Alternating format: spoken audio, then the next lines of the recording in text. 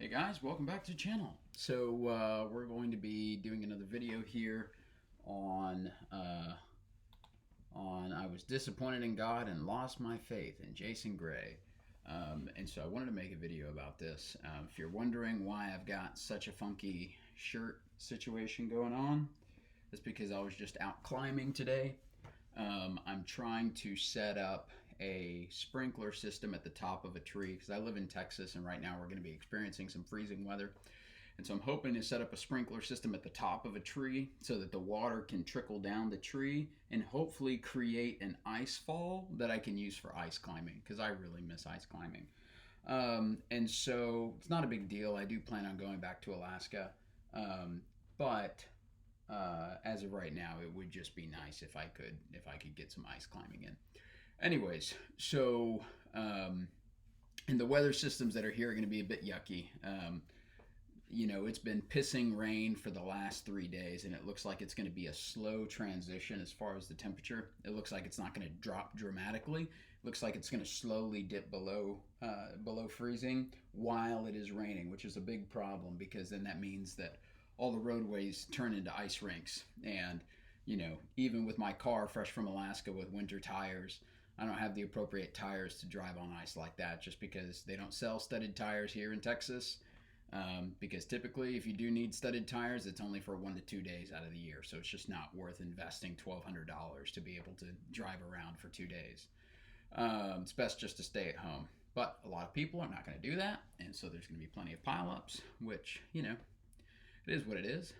But so here's where we're at. Oh, by the way, before we get started, welcome back to the Desert Spring. If you want to have a chat with me, I'd love to have a chat with you. I actually have an interview with a person who is willing, and so basically it's just going to be an interview about their journey, right? So we're not going to judge them. We're not going to do any of that. We're not going to tell them what's right and wrong. We're just going to listen because a lot of people walk away from Christianity, and I really like to hear people's stories on how they got there because I know that the journey for me in general was very lonely, and yeah, it was quite complicated, hard to kind of find my own way and all that kind of stuff.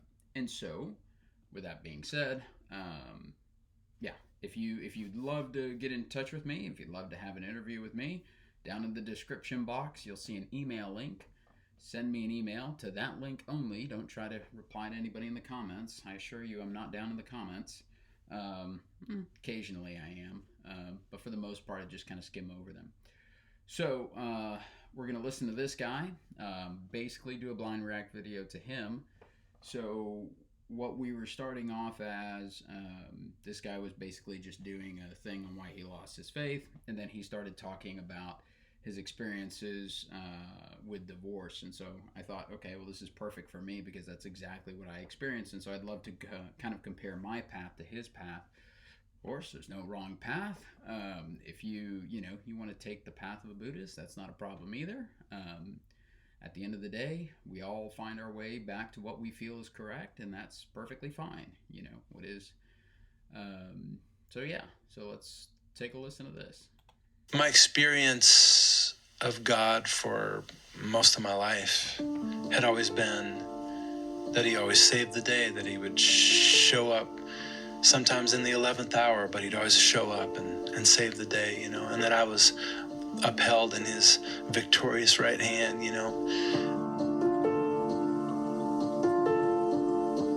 When my marriage was falling apart, I cried out to God, and I was anxious and afraid and all those things. But when he didn't show up the way that I wanted him to, it really shook me. It broke my ability to trust him. I realized that, I don't think things work the way that I thought they had. And that was the beginning of the unraveling of my faith. It called a lot of other pieces into question.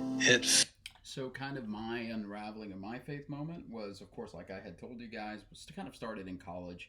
My first couple of years, I was becoming a bit atheistic. But whenever the unraveling of my faith also happened during my divorce, I had asked a lot of people to pray for my ex-wife to kind of bring us back together and to bring us back to God, right? And a lot of those pastors, church people, youth pastors, everybody, Christians, all that kind of stuff, a lot of people started praying curses to my ex-wife, and I didn't like that, you know. So an example is like they would be praying to be like, God, break this woman, you know, break her, make her get in a car accident, make her have something so bad happen in her life that she comes running back to you. And I'm like, yo, chill the fuck out. Like, I don't want that. I love this woman. I don't want God to fucking wreck her life. Like, what the fuck? And so whenever, I would kind of like, what the hell did I just do asking for a pastor to pray for my marriage? Like, what the fuck? And so I'd go to somebody else, you know, kind of hoping for a different outcome. And sure enough, the same thing. God, break her, bring her back, you know, break her. And I was just like, yo, fucking chill. Because I love this woman. I don't want this woman to fucking, you know, get broken just so that she can be with me. Like, that's selfish as fuck. And so yeah, that's basically what kind of initiated me walking away from Christianity, because, you know, just, it was like a flip side. The second that I saw a person who started praying for a person who was kind of walking away from the faith, it was like everybody was lining up to curse the girl. And I was like, I don't want to curse the girl. I love the girl. You know, I want her back. I want to have a happy family with her. And so yeah, so I basically, you know, told everybody, all right, you know what? Stop fucking praying for me. Stop praying for me. Stop praying for my wife. Fuck you guys. You know, y'all are just out here cursing us and shit. So, not us. They were cursing her specifically because through that transition, I was being very, very Christian about the entire thing. I had dedicated my life to God. I had gotten anointed, all sorts of shit. Trying to get back with my ex-wife. And now I'm happy that it didn't happen. But at the time, I was devastated, you know, to the point to where I had attempted suicide. So let's go ahead and listen to this. It felt like my belief was moving away from me, and so I would have like a half hour where all of a sudden, oh wow, I don't believe anymore. I don't have faith in me. But then, oh no, it's there still, you know. I very much didn't want to lose my faith. It was a comfort to me. My life was built around it. My career was tied to it, you know. It would be very inconvenient, among other things. It would also be very sad and catastrophic. So I guess in my mind, I had always suspected that anybody who... And it's not just religious. Any belief system falling apart tends to be catastrophic to a person. If you're having your entire world kind of upheavaled, whatever. If you're basically having your entire world dug up from the roots, that's a very traumatic experience, and it was very difficult for me. And like I don't try to hide it. Like I said, it pushed me to become suicidal, and I tried to find solace in near-death experiences. I started researching near-death experiences because I wanted to see if there was a person who had attempted suicide, had kind of seen the other side and come back to reality and kind of what they had said. And so while I was watching a lot of those videos, they kind of gave me the peace of mind that I was looking for, that, yeah, okay, maybe we do exist after death. Maybe it's not some scary God that's going to curse me to hell, you know, for attempting my life. Because where I grew up,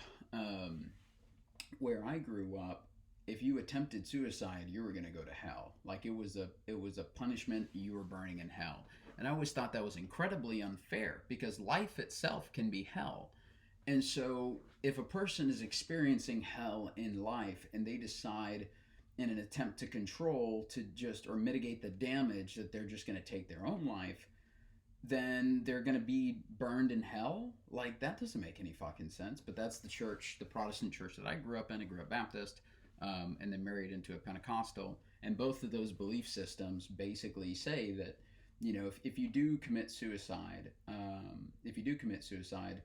and off yourself, then what's on the other side of that is basically God's going to send you to hell. And I just thought that that was the most unfair thing ever, because, living in hell is as easy as opening your front door sometimes.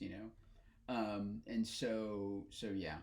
So I completely understand, you know, your whole world up, kind of gets upended and upheavaled, I think is what I'm trying to say. But your whole world gets upended. Everything gets turned upside down. And it's the same with political systems. It's the same with religious systems. Anytime you have a strong belief that kind of dictates the way that you operate your life, and that gets torn apart, it definitely causes a lot of mental, just a lot of mental kind of like fighting. Jesus Christ, camera focus. It's trying its best. Okay, I'm going to go in the background while this camera tries to focus.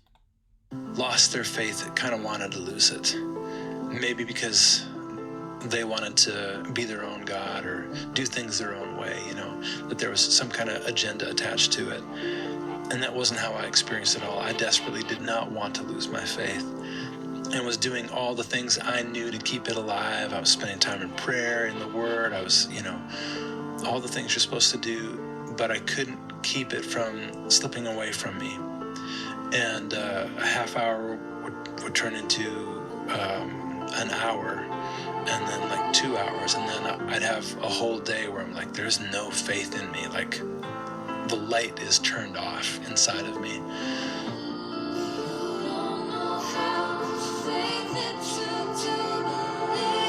And oh shoot, what do I do with this? And is it going to come back? And having wrestled with depression, I had learned, you don't make a decision when you're in a certain emotion, because if you just wait, a new emotion will come along afterwards, and if you don't hold hands with it, if you just allow it to keep moving, there'll be a new feeling behind it. After about 6 months or so, it started to feel like, I don't think this is coming back. And so I started to make a plan B, like what am I going to do post my Christian music career? Around that time, I was asked to go on tour with Brant Hansen, who's a radio personality. For anybody who's not maybe experienced that, it is what I like to call the void. It is where you're basically begging God to do something, but it feels like you're screaming into a dark space, like you're screaming into nothingness, and you're begging and nothing is happening, right?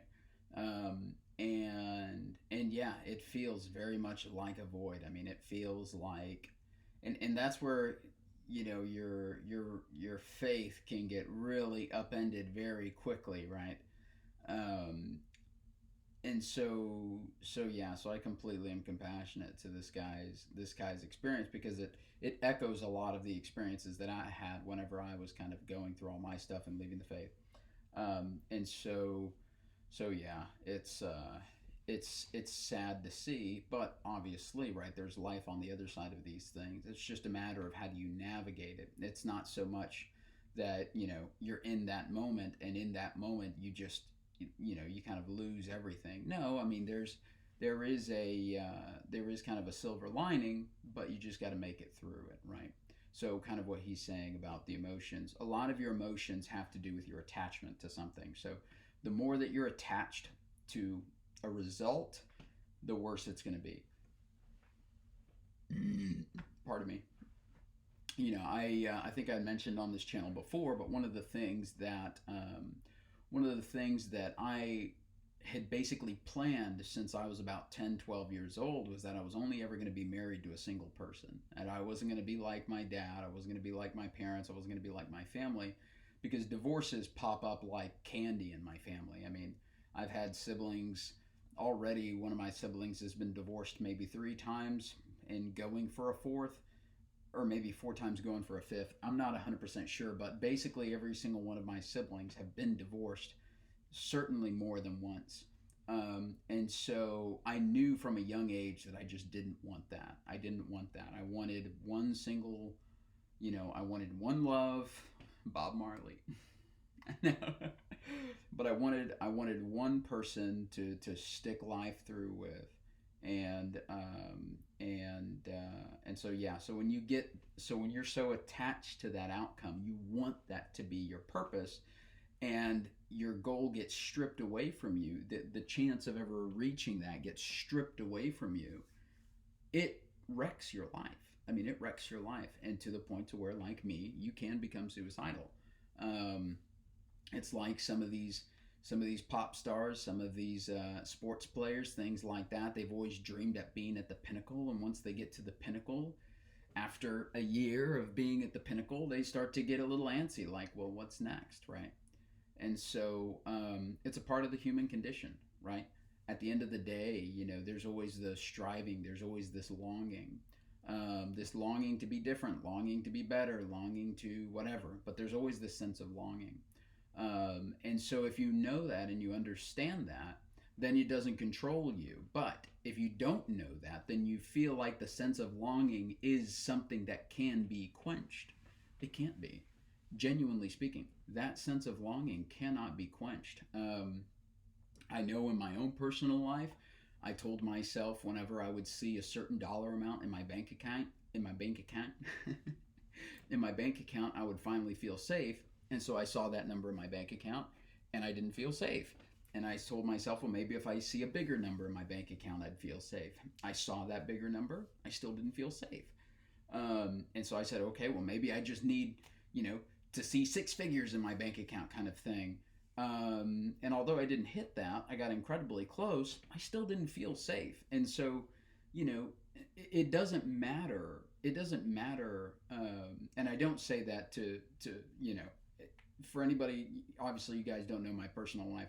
I've been broke and busted more than I've been, kind of rich and put together. I've lost everything, absolutely everything in my life, maybe about 6 times in 10 to 12 years. And so there's been a hell of a lot more failures than there's been successes. But in general, generally speaking, I see it, I come from a family of kind of ultra competitive personalities that, you just keep running until you fall apart. And in that, I see that they hit these milestones. My family members will hit these milestones. They'll dedicate their lives to hitting these milestones. They'll hit these milestones. What's next? Right? Oh, I got into this school. I did law school, and then I graduated here. If I could only just be on this, do this thing for Supreme. What's next? What's next? What's next? And it's just that sense of longing, and it can feel like a void, right? And so, in my experience, whenever I was kind of screaming into the darkness, if you would, begging that God would come and pull me out of the situation that I was in. I don't know what his opinion is because I'm just blind reacting to this video, so I don't know. But I know for me, here now, looking back, that it was something that I just had to go through. Why? Because if you're going to build a new house and you've got a shitty foundation, which for me, the shitty foundation was Christianity. If I went back to that shitty foundation and started building on that house, shitty foundation equals shitty house. And so I had to experience this void of just complete, utter disconnect so that I could understand that Christianity is not where God is, right? And then once I understood that, now it's a way that people can connect to God, sure. But for my specific path, it wasn't like that. I found significantly better connection. Just kind of doing my own thing and my own kind of creating my own spiritual way, if you would. Now in the United States, the taboo idea of God, I know in Europe, certainly in the UK, you could be kind of split between the two boats where it's either Catholicism or atheism. But the problem with that ideology is that if you're a person who's leaving Catholicism, there's no other ideology to go to, right? It is just straight to atheism, right? I'm trying in Christianity. This doesn't make sense. Nothing here makes sense. And I feel like I'm alone. The more that I ask, the more I feel like I'm alone. And so I'm trying to reach out to link to something, but the only thing to link to is that God doesn't exist. And I went that route. I genuinely went that route for about a year and a half to 2 years. I was pretty atheistic, and I found peace in that. But then, like I said, I started studying upper level sciences in my senior year of college. I started getting into a bit of quantum physics and things like that. Started talking about Planck, and I decided to, as far as the hydrogen experience and the difference, the different ways that photons will express themselves based off of if there's observation or no observation, conscious observation. In which case the photons themselves will act differently, which is where I got the idea that maybe consciousness in and of itself as is at the particle level, and so us as these big massive creatures are just these, billions of consciousnesses put together, but because we can only perceive through the eyes and through the brain, we're so disconnected from our bodies, right? We know that to be true because you don't have to tell your brain to digest your food, right? Also, you can't communicate with your body. You have the brain does the thinking, but you can't communicate with your body. You can't communicate, well, there's going to be a lot of argument with that with some naturopathic healers and stuff like that. But in general, when you close your eyes and you say, whenever I was studying biochemistry, and I was seeing all of these intense, super specific, all these incredibly complex different pathways that your body takes to make things happen. And I started observing these living cells under the microscope. It was very obvious to me that certainly white blood cells, that these things were, relatively sentient, relatively animalistic, because they would behave like animals, right? Your white blood cells literally just go and sense around and will pull back, turn around, go chase a piece of bacteria that is living inside of you, right? And this whole idea of consciousness just completely blew my world apart to where I kind of had the more scientific understanding of God, that kind of aligns with Albert Einstein, Isaac Newton, Planck, and there's a bunch of scientists, where basically there is some sort of intelligent force at play. We don't necessarily know what it is, and maybe or maybe not it can be manipulated, but for the most part there is some sort of intelligence. Now, personally, I think that it is just an intelligence of complete neutrality, which is why it doesn't necessarily care if we're having a great experience or if we're having a bad experience. I think it's just this thing, right? And we're the ones who are kind of taking over the show. If you have an intelligence that's of complete neutrality. Okay, well, I'm not going to get too far into this. I'll turn this into an hour speaking about this topic. But if you have an intelligence of just complete neutrality, then it makes sense why humans are being such dicks, because humans in general tend to be dicks, right?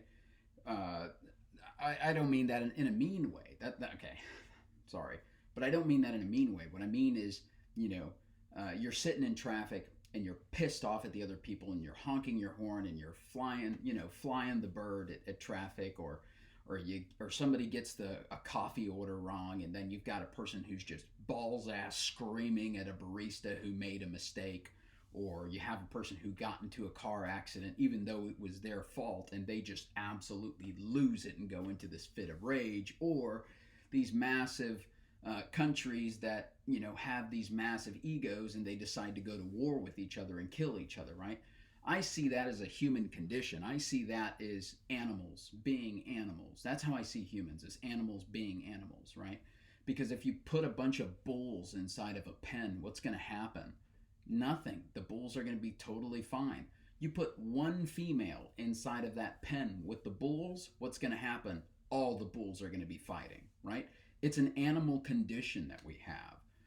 When we perceive that somebody else has something that we desire, we want to fight to take that away from them, right? It's natural, right? And so that's why Christianity tries to separate us from our natural being, our natural state of being human, being these animals that live on this planet, just like a white blood cell, a bacteria, or whatever kind of you know whatever kind of microflora that you may have in your gut. I mean, there's so many bacteria that live inside of your gut that are not your DNA. They're not your genetic material, but you require them to digest and break things down. It's the exact same thing with mitochondria. I mean, even mitochondria has its own independent DNA that's passed down off of the mother stem, I think is how it works.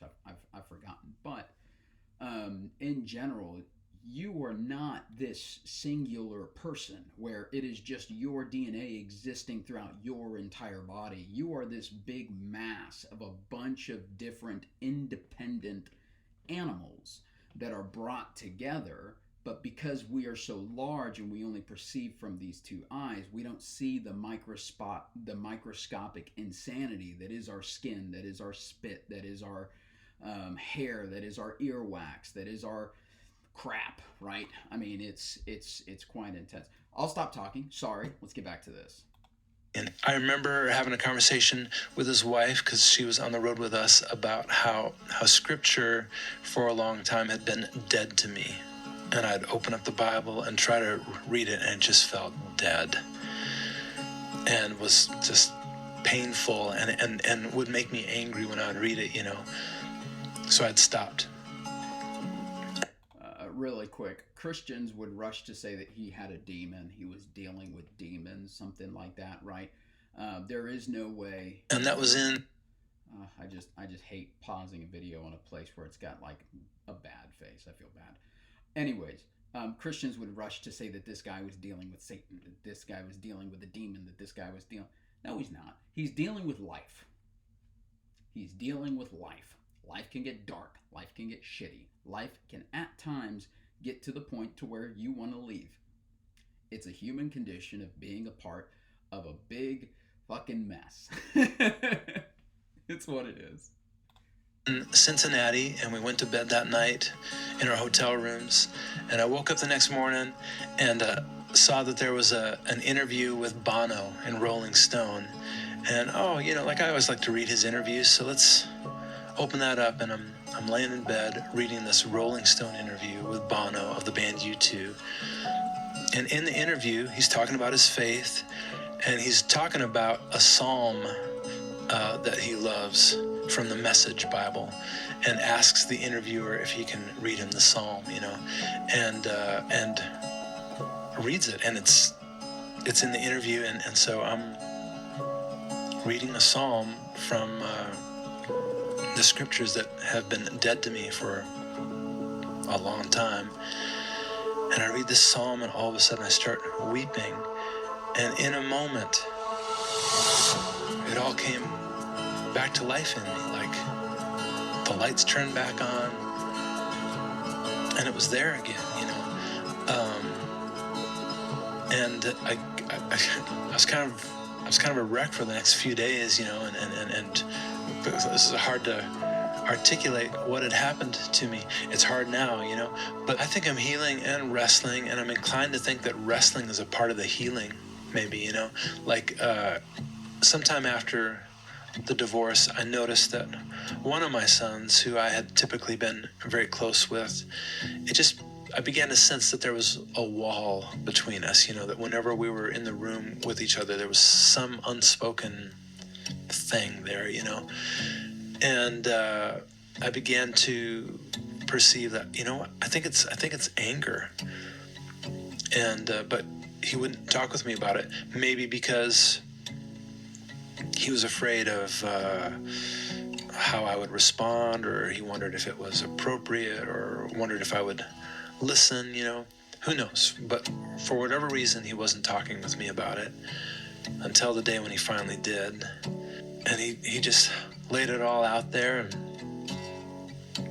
and by God's grace, I was able to not be defensive and just listen. And it healed something between us, and we're doing great. But afterwards, I realized, you know what? That makes me realize that I think I'm angry with my Heavenly Father about some things, and I haven't talked with him about it because he's God. Are you allowed to be angry with God? And I thought, okay, I think I need to have that moment with God. And I sat down with him and told him how I was really feeling. And I brought my heart as it was, not as it should be, as I imagined it should be, to him. And we're doing pretty good now, too. So I tell you, leave, but please don't go. I'm in so deep and I don't know. Okay, so I guess is the rest of the. Okay, yeah. So he's just singing for the rest of the. He's just singing for the rest of the video. Okay, so yeah. So kind of my thoughts on that. The fact that the guy goes back to Christianity, does that bother me? No, it doesn't bother me. The reason is because, like I said, how you decide you want to connect depends to every different person, right? Some people decide that a God doesn't exist, and that's fine. I'm not out here to try to convince anybody. Um, but uh, but if that's what brings you peace and that's what brings you, kind of, okay, yeah, I can do this. God doesn't exist. I don't have to, put my whole life to some crazy guy in the sky. All that kind of stuff. So great. If that's what floats your boat, then great. In general, though, it bothers me. Let me see if I can. No. There, that'll work. I'll leave it there. That way he doesn't have such an ugly camera angle. So yeah, if and I get people who kind of run back to Christianity all the time. I know whenever I was walking away, I would run back to Christianity, but it seems like what brought him back to Christianity wasn't necessarily the logical aspects of Christianity, because logically speaking, Christianity doesn't make any sense. It seems like what he was kind of anchoring to was his emotions and feelings about being in Christianity. And this is what a lot of people do. You see this all the time, is that, a person will kind of anchor to Christianity saying, this is what I know feels right in my heart. And everybody has different feelings, right? I mean, in the event of a person dying, right? In the event of a person dying, the family is absolutely devastated. Their feelings are feelings of terror, feelings of horror. The hospital is in a state of neutrality plus a slightly positive askew, because they get to work on the patient, they get to bill a little bit of money to his insurance, they get to make a little bit of money, and the morgue is strictly in a positive light, right? Because now they get to make money off of the burial. They get to make money off of a casket or off of a cremation service or something like that, right? And so in every single situation, you have this exactly opposite, kind of equal and opposite reaction to what you're experiencing, right? And so you tend to see that too. If somebody is feeling intense rage and they're in attack mode, what is that going to do? That's going to put the opposite person into defense mode automatically, right? And so yeah. For me, the problem with going back to Christianity based off of the feelings is that Christianity, in and of itself, is inherently hurtful to a lot of people, right?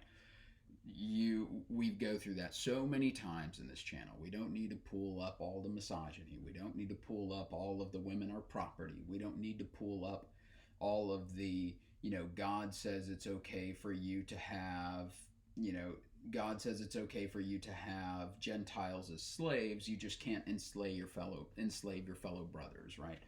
All of the, Paul is saying that women aren't allowed to speak at the pulpit, right? And so Christianity in and of itself has so many of these big, obvious, not a loving God problem, but people tend to not couple themselves to the actual words in the book. People tend to couple themselves to the actual idea of God being this all loving, all providing kind of source. And that's fine. I don't have a problem with that. And if you feel like that's like the best way to express yourself, then by all means express yourself that way, right? Some people feel that Buddhism is the most appropriate way. Some people feel like being like Islam is the most appropriate way. Mormonism is the most appropriate way, right? Some people say Catholicism. Some people say Orthodox. Some people say Protestant. Some people say Church of Christ. Right? Everybody has their different flavor of reaching out to God, and do it. But this is where I start to have a problem with it.